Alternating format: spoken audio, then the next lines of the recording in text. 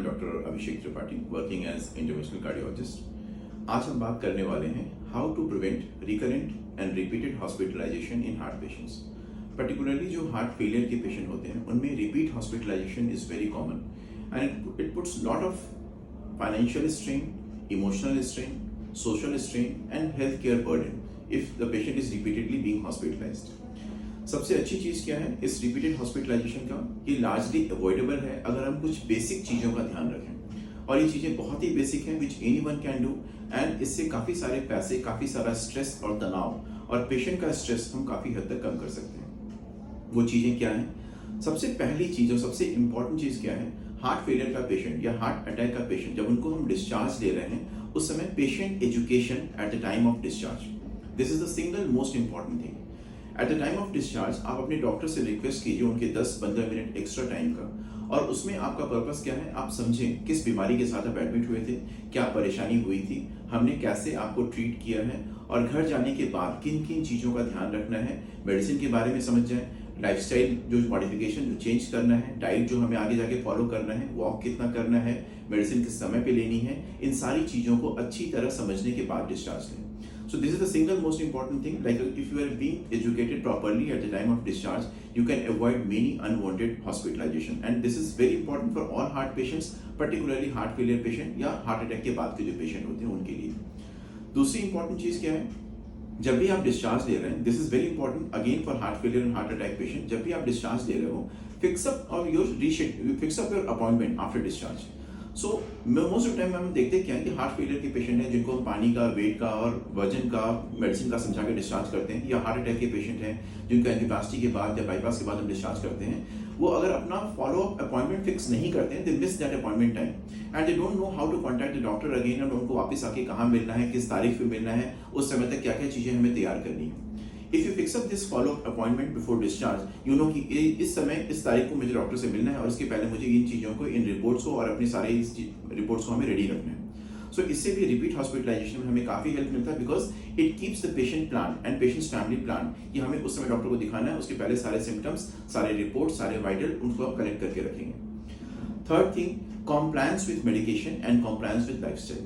We all know जो lifestyle आपको हम हार्ट फेलियर के पेशेंट को या हार्ट अटैक के पेशेंट को या हाइपरटेंशन के पेशेंट को या कोलेस्ट्रॉल के पेशेंट को जो समझाते हैं उसको फॉलो करना है। आपको डेली कितना वॉक करना है, किस तरह से आपको वॉक करना है, कैसे मेडिटेशन करना है, डाइट का क्या ध्यान रखना है, स्ट्रेस कैसे कम करना है, और अपने आप को रिहेबिलिटेट वापस अपनी पुरानी लाइफ में, पुराना जो प्रोफेशन था या वर्क था या जॉब था उसमें कैसे ग्रेजुअली अपने आप को पहुंचाना है। तो लाइफस्टाइल एडवाइस जो हम आपको देते हैं उसको फॉलो करना बहुत जरूरी है। Second and equally important, rather I would put more important, is compliance with medication. Heart के पेशेंट में क्या होता है, मेडिसिन अगर आप नॉन कॉम्प्लायंट है, this is very non forgiving, ये आपको माफ नहीं करती है। अगर बीपी के पेशेंट अपने 2 या 3 डोज बीपी की मिस कर जाते हैं, वो इमरजेंसी में हाई बीपी के साथ चले जाते हैं। हार्ट फेलियर के पेशेंट अगर हार्ट फेलियर की जो मेडिसिन स्पेसिफिक होती है उसको मिस करते हैं, वो इंक्रीज वेट और सांस फूलने के साथ इमरजेंसी में वापस आ जाते हैं। हार्ट अटैक के पेशेंट अगर ब्लड थिनर, खून पतला करने की दवाएं मिस करते हैं, वो वापस नए कॉम्प्लिकेशन के साथ वापस इमरजेंसी में आ जाते हैं। तो हार्ट फेलियर के पेशेंट में या हार्ट अटैक के पेशेंट में या हार्ट की बाकी बीमारी के पेशेंट में बहुत जरूरी है कि मेडिसिन आपको जैसे समझाई गई है मेडिसिन वैसे खाएं and maintain strict compliance. This is also very important step to avoid all unnecessary hospitalisation, because आप सिर्फ 1 या 2 गोली मेडिसिन आप मिस करोगे and you will be back in emergency, back in hospital, which can be largely avoided. इसके अलावा हमें ध्यान रखना होता है, पेशेंट्स डॉक्टर से समझ के निकले आप कि कौन कौन से इमरजेंसी सिम्टम्स हैं, वार्निंग साइंस हैं जिसपे हमें ध्यान रखनी है। If you recognize the emergency signs and emergency warning signs early, you can avoid large number of hospitalization. कैसे? सपोज हार्ट फेलियर के पेशेंट को हमने समझाया कि आपका वजन बढ़ना नहीं चाहिए।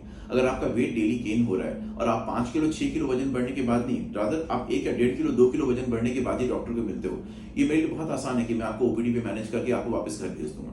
पर अगर आप 5-7 किलो वजन बढ़ने के बाद, सांस फूलने के बाद आओगे, मेरे पास कोई ऑप्शन नहीं होगा, बट आपको हॉस्पिटलाइज करना पड़ेगा। सिमिलर हार्ट अटैक के पेशेंट है, आपको कोई डाउट है कि हाँ आज मुझे वापस चेस्ट में पेन हुआ, कोई और परेशानी हुई, आप मुझे मिलते हैं, हम आपके कुछ बेसिक रिपोर्ट्स ओपीडी बेसिस पे कराते हैं, रिपोर्ट नॉर्मल आता है, आपको घर भेज देते हैं। अगर आपने उन सिम्टम्स को इग्नोर किया और सही में वो हार्ट के सिम्टम्स थे and again you land up with some emergency, then we don't have any option but to hospitalise you. Similarly blood pressure आपकी, अगर आप पेशेंट हैं, आपका ब्लड प्रेशर ग्रेजुअली आप नोटिस कर रहे हो कि 140 से 150 160 जा रहा है पिछले कुछ दिनों से, आपने उसको रिकॉग्नाइज कर लिया और आप हमें जल्दी मिलते हैं, हम उसको जल्दी ट्रीट कर सकते हैं, ओपीडी पे दवाएं एडजस्ट करके वापस भेज सकते हैं। सडनली अगर आपने हमें जल्दी नहीं कॉन्टैक्ट किया और आप सीधा 200-220 ब्लड प्रेशर के साथ आते हो, हमारे पास कोई ऑप्शन नहीं बल्कि आपको हमें हॉस्पिटलाइज करना पड़ेगा। So recognition of early warning signs, उसको आप जितनी जल्दी रिकॉग्नाइज करेंगे, हमें जितनी जल्दी कॉन्टैक्ट करेंगे, हमारा काम भी आसान होगा, आपका काम आसान होगा और हॉस्पिटलाइजेशन को हम अवॉइड कर सकते हैं। Similarly, monitoring of certain things, like particularly for heart patient, heart failure patient and blood pressure patient, उनको हम एडवाइस देते हैं कि डेली वेट मॉनिटरिंग करना है। वेट मॉनिटरिंग के लिए हमने पहले प्रीवियसली वीडियो बनाया हुआ है कि वेट मॉनिटरिंग या पानी का ध्यान रखना क्यों इंपॉर्टेंट है। अभी उसको हम टच नहीं करते हैं, पर अगर आप डेली अपना वेट मॉनिटर करते हो, अगर आपका वेट बढ़ रहा है या वेट आप सामान्य रख रहे हो, फिक्स रख रहे हो, वेट कम हो रहा है, सारी चीजें इंपॉर्टेंट है। अगर वेट बहुत ज्यादा बढ़ रहा है या वेट कम हो रहा है, again we have to contact the doctor early. Blood pressure में फ्लक्चुएशन बहुत ज्यादा है, don't wait for emergency, contact to doctor early. So इन चीजों को अगर आप घर पे अच्छे से मॉनिटर करते हो और अकॉर्डिंगली आप डिसीजन लेते हो, डॉक्टर से जल्दी कॉन्टैक्ट करते हो, आप अगेन हॉस्पिटलाइजेशन अवॉइड कर सकते हैं और ओपीडी में आके हमें मिलके हमसे दवाएं एडजस्ट करा के आप वापस जा सकते हैं। जो दूसरी इंपॉर्टेंट चीजें हैं which is extremely important, like control of other comorbid condition. आप हार्ट के पेशेंट हैं, पर अगर आपको साथ में डायबिटीज है, किडनी की कंडीशन है, कोई और परेशानी है, अगर उन चीजों को आप बराबर अच्छे से कंट्रोल नहीं करेंगे तो वापस हार्ट की परेशानी होगी। किडनी के पेशेंट अगर किडनी की बीमारी अच्छे से कंट्रोल नहीं करते हैं, अल्टीमेटली सारा लोड हार्ट पे पड़ने वाला है, हार्ट फेल करेगा, आपको वापस आना पड़ेगा। So the kidney condition has to be controlled properly. Diabetes, we know diabetes is as bad as a heart disease. So diabetes अगर अच्छे से कंट्रोल नहीं करते हैं तो बाकी जो परेशानियां हैं वो सारी परेशानी हमारी वापस निकल के आएगी। कोलेस्ट्रॉल अगर हम अच्छे से कंट्रोल नहीं करते हैं वो वापस हमें हार्ट की कॉम्प्लिकेशंस को वापस लेके आएगा। So control of other disease along with heart disease is also equally important to avoid hospitalization. Now the final step, which is extremely important and which is for family, not for patient, education of caregiver.